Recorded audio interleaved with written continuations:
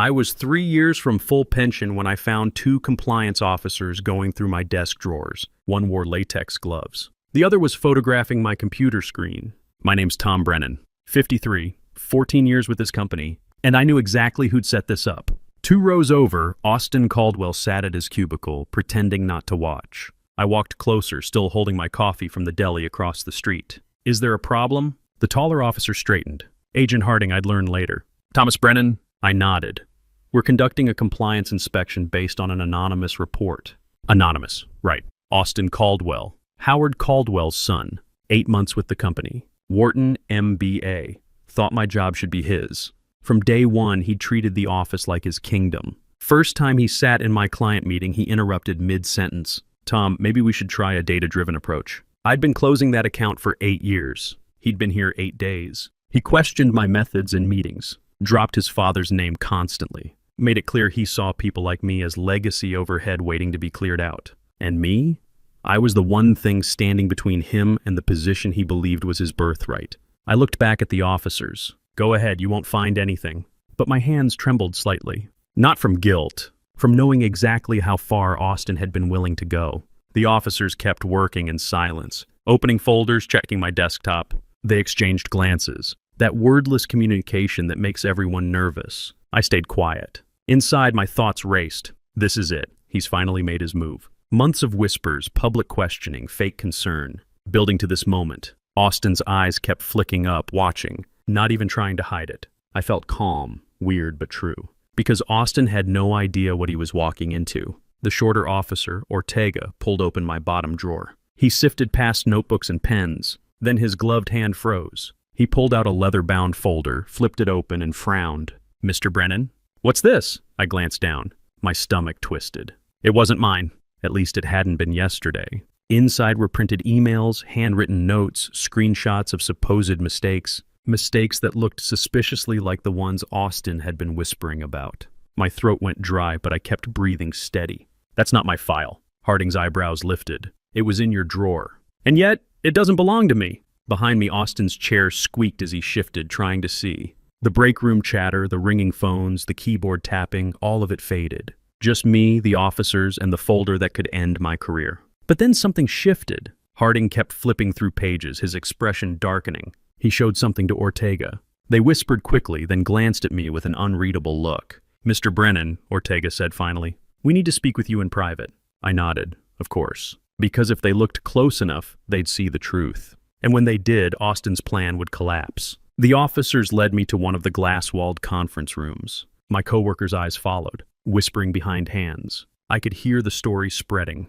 Tom's under investigation. Caught red-handed. Inside, they closed the blinds and placed the folder on the table like evidence in a trial. Harding cleared his throat. "As part of this inspection, we're obligated to review any documents found at your workstation. Can you explain the origin of this file?" I leaned back, forcing calm. "I've never seen that folder before today.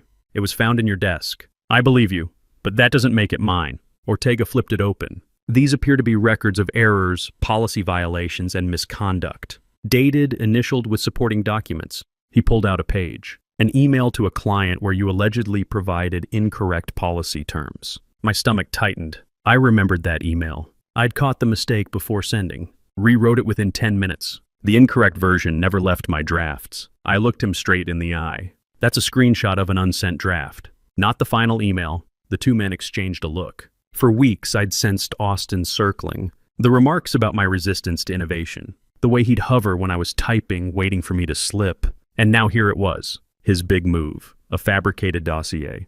Except he'd made one mistake. He thought I didn't know how closely he'd been watching. But I'd been watching him too. The officers walked me through the documents page by page. Screenshots of spreadsheets with errors circled in red. But the corrected versions were still on the shared drive with my digital signature and timestamp.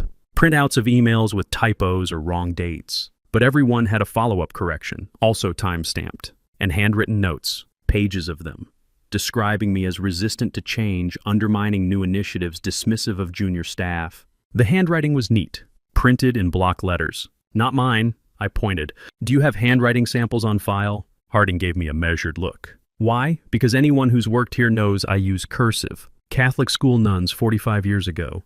These notes? Printed.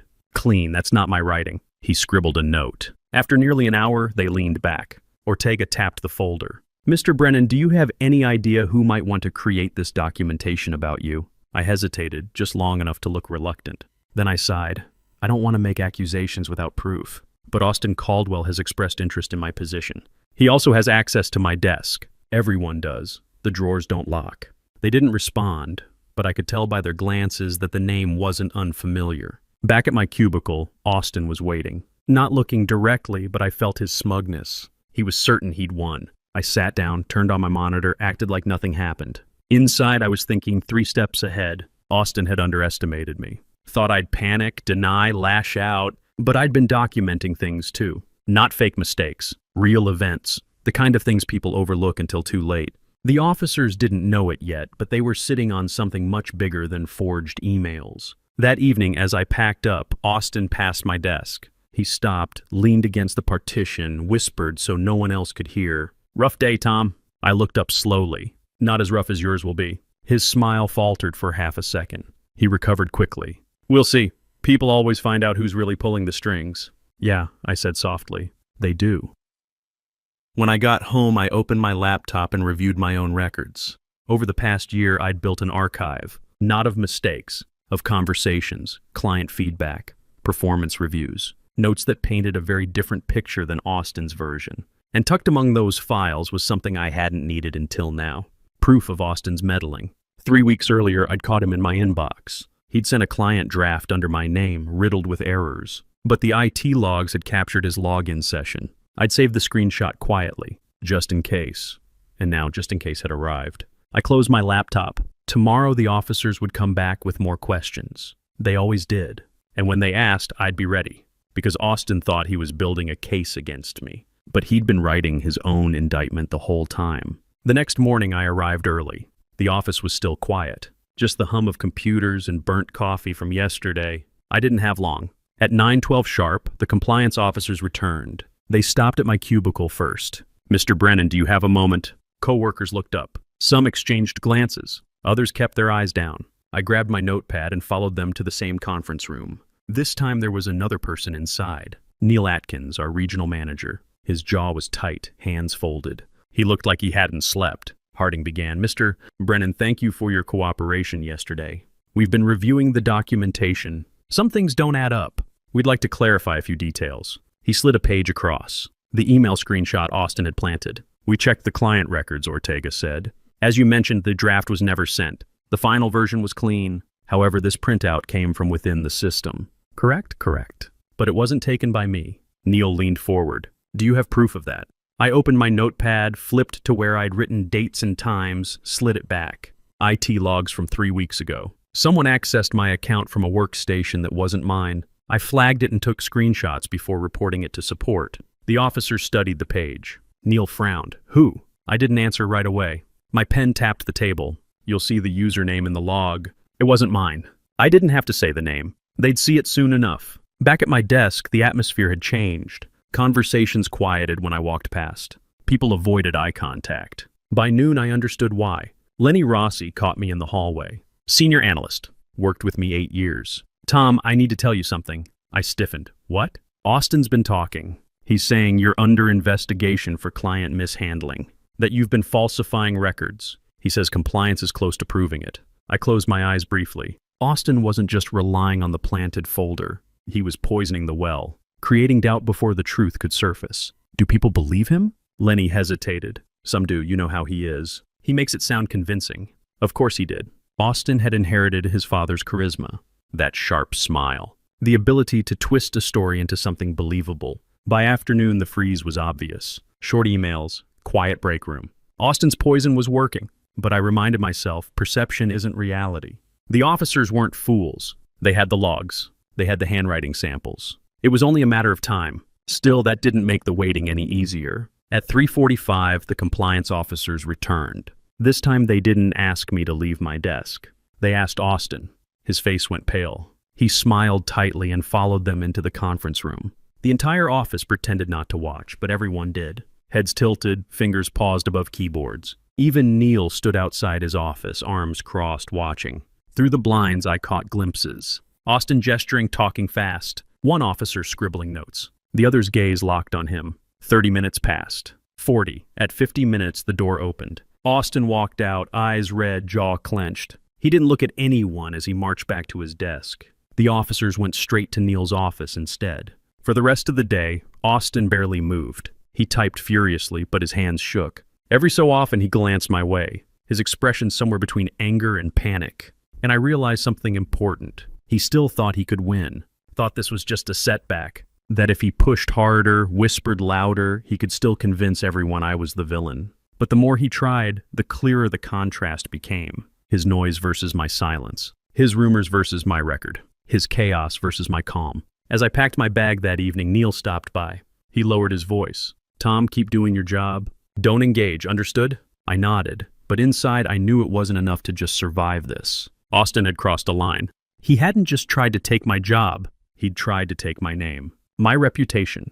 Everything I'd built in 14 years. And if he thought I was going to let that slide, he didn't know me at all. That night, I sat at my kitchen table with my laptop open. I organized the files I'd saved. IT logs, client testimonials, performance reviews, even casual emails where Austin had overstepped. Piece by piece, the puzzle was forming. I wasn't just defending myself anymore. I was preparing to expose him. The next morning, the calendar invite hit my inbox. Compliance review.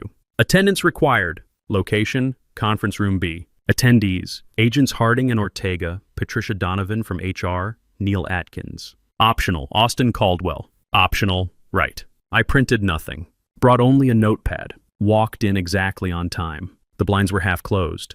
The table too clean. Everyone had that stiff posture people get when they've decided not to make small talk. Harding started. "Mr. Brennan, thanks for coming. We've reviewed the documents found at your workstation and compared them to system records." His tone was neutral, but his jaw worked like he was chewing on a problem he didn't like. Patricia Donovan nodded. "Director of Compliance. I'd only seen her twice before, both times in all-hands meetings. We'll walk through key points and then take questions." I folded my hands and waited. Ortega slid a page toward me. First, the email error that appeared in the folder. "Server logs confirm your draft wasn't sent. The sent item in the client thread matches your corrected version." He tapped the margin. "This is fine."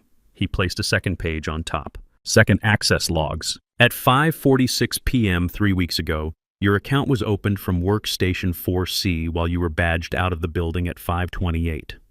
Neil looked at me. "You were off-site?" "Yes. Check the gym across the street.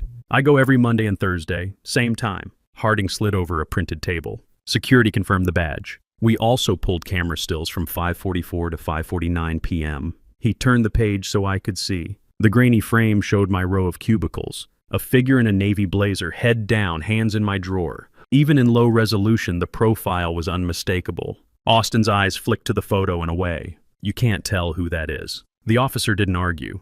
He placed a new sheet on the stack. Third, print server logs. The hard copies in the folder were produced at 6:02 p.m. Same day. Job owner, A. Caldwell. Silence swallowed the room. Even the air vent sounded loud. Austin let out a breathy laugh. "We all print under shared queues." "Anyone could—" "It wasn't a shared queue," Harding said quietly. "It required network login. The job metadata includes the user hash. We verified it with IT." Neil sat back, his face went pale. "Was Howard looped in on this?" Patricia's expression didn't move. "He was copied on the initial anonymous complaint. He has been recused as of this morning.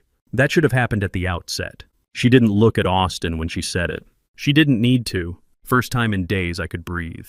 I could feel the weight shifting in the room, like a table finally settling on 4 legs. Ortega continued. "We also compared the handwritten notes in the folder to samples from personnel files. They don't match yours. They do, however, match a training form initialed by Mr. Caldwell during onboarding. I was documenting concerns," Austin cut in, voice sharp.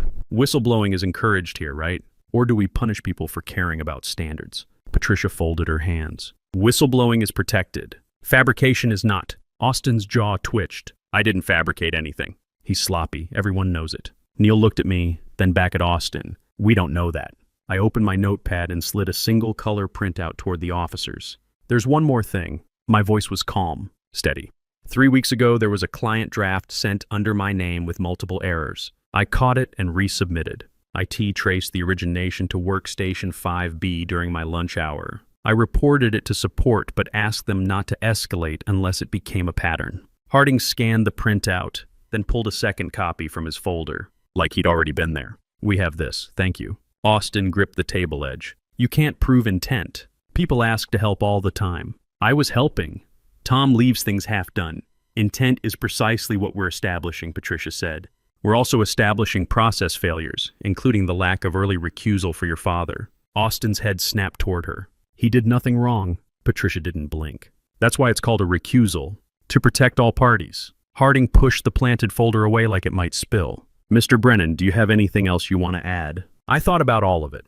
The quiet corrections, the clipped emails, the way conversations died when I walked into the break room. I thought about coworkers who didn't look up, Lenny whispering that Austin made it sound convincing. "I want to keep doing my job," I said. "I want my name to mean the same thing it meant last month." No one spoke for several seconds. Then Patricia closed her notebook. "Here's what happens next. Mr. Brennan, you'll return to your full duties. We'll remove any flags or holds on your accounts. Austin, you are placed on administrative leave with pay effective immediately while we complete our review.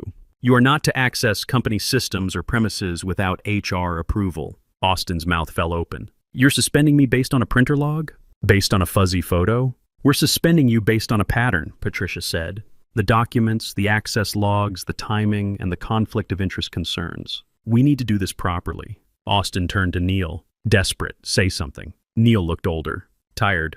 Compliance is running this. I'm staying out of it. Like I should have from the start." Ortega gathered the papers. He paused, looked up at me. "We'll likely ask more questions, but the core issues are clear." As we stood, Harding added, almost gently, "For what it's worth, we don't like being used." I stepped into the hallway. Let the hum of the office swallow me. Keyboards, phones, the far-off clatter of the mail cart. Lenny was near the copier. Our eyes met. He didn't say anything, just nodded once, slow, like we were finally standing on the same piece of ground again. At my desk, my monitor woke to the client dashboard. No red banners, no holds.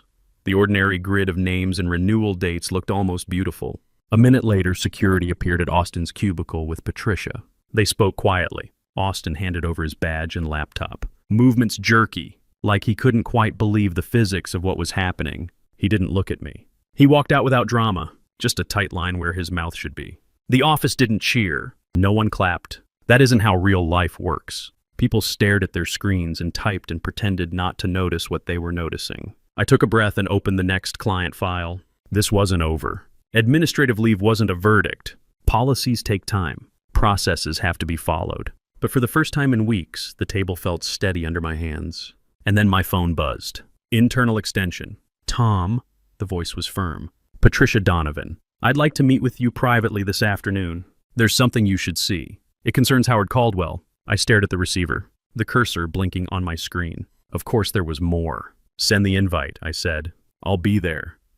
I walked into the 12th floor conference room at 3 p.m. sharp. The skyline stretched behind the glass, the city buzzing far below. Patricia Donovan sat waiting. She carried herself like someone who didn't need to raise her voice to be heard. "Tom, thank you for coming on short notice." Her tone was calm, but the folder in front of her was thick. The door shut behind me with a soft click. Patricia flipped the folder open. "We've concluded the initial review of the documents planted in your desk. You should know Austin's actions weren't isolated. They were supported by his father." My stomach dropped. "Howard Caldwell." "Yes," she slid a paper across. An email thread, heavily redacted, but clear enough. The anonymous complaint had originated from Howard's account. He'd blind copied Austin, coached him on phrasing, even suggested attaching the evidence. So the anonymous report wasn't anonymous at all. Patricia nodded. "Exactly. Using the process to settle personal scores, that's an abuse of the system." She paused. "Austin remains on administrative leave while HR completes a formal review. Howard has been placed on interim suspension. Compliance will recommend escalation to the board." I exhaled slowly. She leaned forward. "Tom, your record is clear. More than clear. Client satisfaction scores, system logs, peer feedback, everything points to consistent professional performance. You are not under investigation. Do you understand?" "Yes, good." She closed the folder. "What do you want moving forward?" The question caught me off guard. What did I want? "I want my work to speak for itself," I said finally. "And I don't want to look over my shoulder anymore." Patricia studied me for a moment, then nodded. "Fair." Back at my desk, the office felt different. People weren't avoiding me anymore. Lenny stopped by with a smile that looked like an apology. Daniel from finance dropped off a file and lingered. asking how I was holding up. The tide had shifted. Austin's cubicle was empty, his chair pushed in neatly. Howard's office, the corner one with the view, sat dark. First time in weeks, I allowed myself to breathe. 2 weeks later, the official announcement went out. Effective immediately, Howard Caldwell has stepped down as Vice President of Operations. Austin Caldwell is no longer employed with the company. The email was short, clinical, but the shock wave rippled through every floor. People whispered in break rooms, speculating about what had really happened. I didn't add to the rumors. I didn't need to. The truth was already in the files, in the logs, in the handwriting that wasn't mine. That Friday, Neil called me into his office. He looked older than I remembered, but his voice was steady. "Tom, I owe you an apology. I should have protected you sooner. I should have questioned what was happening instead of letting it play out. I let politics cloud my judgment. I didn't say anything. Sometimes silence is the only honest answer." He cleared his throat. "The board approved my recommendation. Effective Monday, you'll be promoted to Vice President of Client Relations, full control of the portfolio. And we'd like you to help us design the succession plan for when you do decide to retire." I blinked. "You're serious?" He nodded. "You earned it long ago. This company needs people who build trust, not tear it down." That evening, I sat at my kitchen table, the promotion letter in front of me. The city lights shimmered outside my window. I thought about everything. Austin's smug smile, the way he'd leaned against my cubicle with that false confidence. I thought about his father, about the way he'd chosen blood over fairness. And I thought about the compliance officers' faces when the truth surfaced. They hadn't just discovered planted evidence. They'd discovered what envy looks like when it curdles into sabotage. Here's the part no one tells you. Revenge in real life doesn't look like fireworks. It doesn't look like public humiliation or dramatic speeches. It looks like a folder closed quietly on a conference room table. It looks like an empty cubicle on Monday morning. It looks like people realizing slowly who you really were all along. 6 months later, I stood in a conference room by choice. I was training Amanda Reyes, 31, the new account manager. Smart, asked good questions. Reminded me of myself at that age, minus the ego I'd had back then. "Documentation," I told her, tapping the leather portfolio she was copying. "Not because you're paranoid, because it's professional. Paper trail saves careers." She nodded, scribbling notes. Outside, the parking lot was emptier than it used to be. Howard's reserved spot near the entrance. Reassigned. Austin's Audi? Long gone. My truck still sat in the same row it had been in for 14 years. I didn't need the close spot. Never did. That evening, Sarah called from Boston. She got the internship. Morgan Stanley, summer analyst program. She was nervous, excited. "Dad, they asked about my strengths." I said attention to detail and integrity. "I learned that from you." I smiled, first real smile in months. "That's all you need, sweetheart. That and a good filing system." She laughed. I hung up and looked at the empty desk across from me. Austin's old spot, now occupied by a new hire. 24 years old, fresh from grad school. The kid had asked me to coffee last week. Asked for advice, actually listened. Maybe that's the real victory. Not the promotion, not the vindication. It's this, being the kind of man your daughter learns from, and the kind of mentor the next generation seeks out instead of schemes against. I still walk past Austin's old desk every day. It stays empty for now, waiting for a new hire. But for me, it's a reminder that no matter how carefully someone plots against you, the truth leaves a trail. Revenge isn't fireworks. It's not even an empty desk. It's going home every night knowing your name still means something. And that's worth more than any corner office. 3 years from now, I'll hit that pension milestone. Full vesting. The finish line I was 3 years away from when this all started.